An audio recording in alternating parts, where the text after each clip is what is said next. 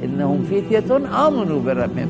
تعدادی جوانان بودند احساس نارضایتی کردند از عقاید، از اخلاق، از اعتقادات، از پوچی ها، پوچگرایی که در اون زمان بود، از گرایشی به باطل که در اون زمان بود. آمنوا بربهم، مرتبط شدند با الله.